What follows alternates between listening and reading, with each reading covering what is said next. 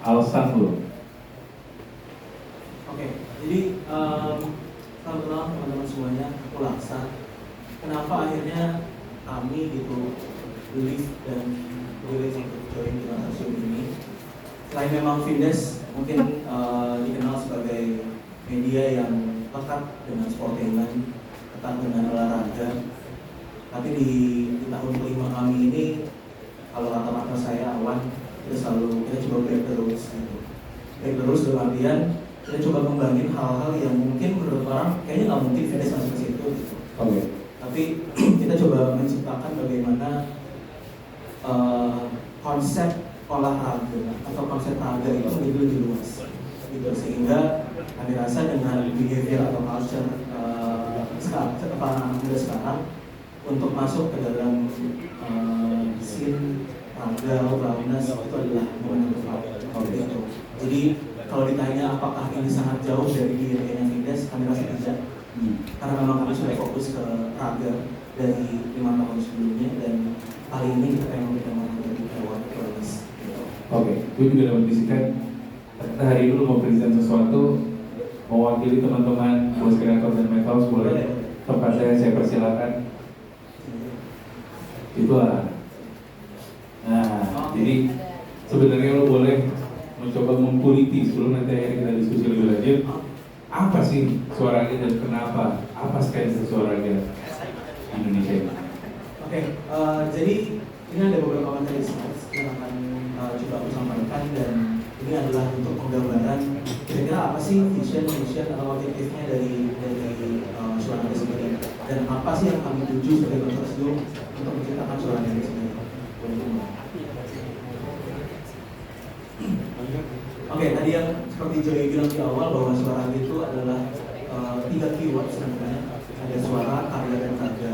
Nah, dimana kebetulan suara, karya, dan raga ini adalah representatif dari identitas kami.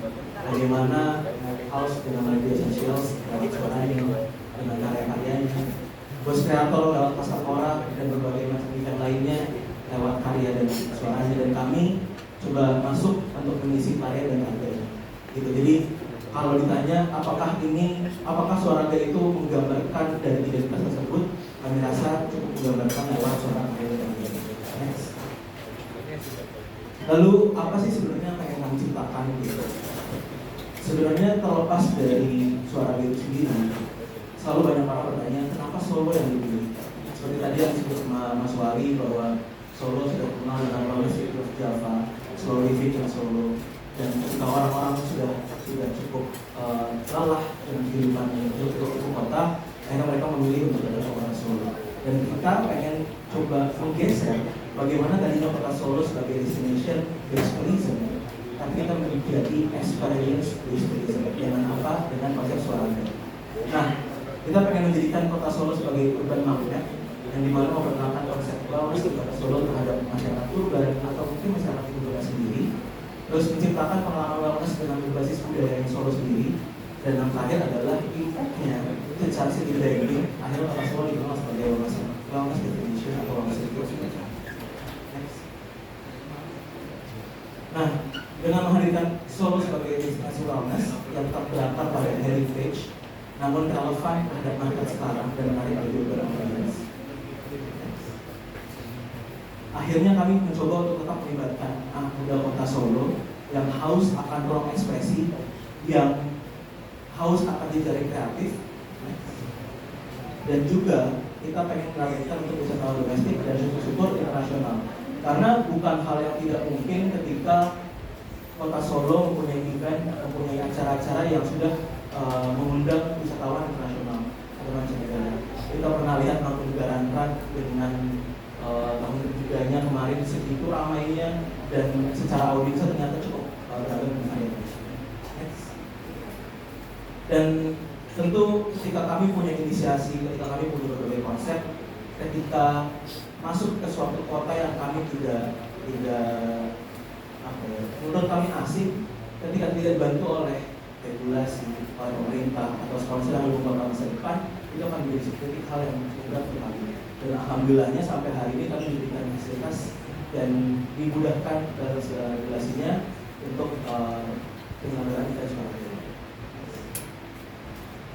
Dan akhirnya target kami ya backgroundnya Kota Solo jadi daya tarik yang kuat akan wellness tourism seperti yang tadi bilang, dengan berhubungan soal wellness. Terus kita juga pengen angkat soal jamu-jamu di Kota Solo tuh punya karakteristik kesehatan yang berbeda-beda. Terus kulinernya ada dari Gang Semoji, kok ada ya? Ternyata orang-orang sarapannya kambing gitu. Dan ternyata itu jadi hal yang biasa aja, dan ternyata pas kita coba di sana juga emang enak gitu. Ternyata normal ya. Normal ternyata kami yang nggak normal gitu. Nah, kemudian di mana penyelenggaraan ini akhirnya kita lakukan? Di Kota Solo ada satu taman yang punya karakteristik yang cukup kuat, namanya Taman Balai Kambang. Taman Balai Kambang ini dibentuk oleh Mangkunegoro ke-7 ketika beliau mempunyai 2 anak kalau nggak salah, dan ini dijadikan untuk menjamu kabar-kabar kerajaan. Untuk apa? Untuk bersantai, untuk sekedar menghibur. Dan ini adalah menjadi DNA yang kita lihat kayaknya cocok nih secara event, secara tempat, dan secara experience-nya bisa melengkapi dari semuanya. Kalau boleh dibilang kayak tadi soal venue, ya, tapi sebenarnya harusnya duduk di sini Ucup ya, gue jadi korban Ucup nih. Tapi di situ ada partner saya Adi yang juga bantu support acara ini. Jadi mau jelasin dikit latar belakangnya dari teman-teman menginisiasi untuk buat Suara Raga di Solo itu sebenarnya venue. Oke. Jadi 2 kali kita bikin pre-event latihan pesta pora di Solo, kok impactnya audiensnya semakin tahun semakin bertambah gitu. Oke. Mungkin selain dari formula line up yang dibawakan, tapi ternyata ada keunikannya sendiri. Kalau boleh dibilang, Solo itu dikelilingi di dalam satu provinsi yang dikelilingi 2 provinsi.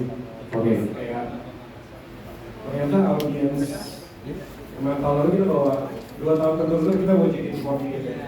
Kayak ternyata wota dari Jogja, wota dari Semarang, sama wota dari Jawa Timur, pinggiran Jawa Tengah ke Jawa Timur itu Solo itu cuma 45 menit sampai 1 jam. Dan itu ada KRL kan. Iya.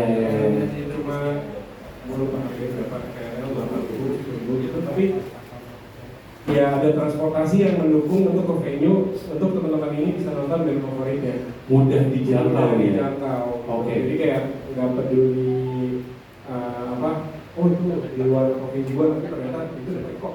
Oke. Jadi nggak ngomongin daerahnya di luar provinsi atau apa, tapi ternyata itu wilayah yang dijangkau sama semuanya. Kayak tadi lo bilang, sampai sana juga kemana-mana kita kayak Banget. Ya, jadi di situ kayak kayaknya kita coba ya buat sesuatu lagi di sini dengan venue yang mungkin juga beda dari yang lain.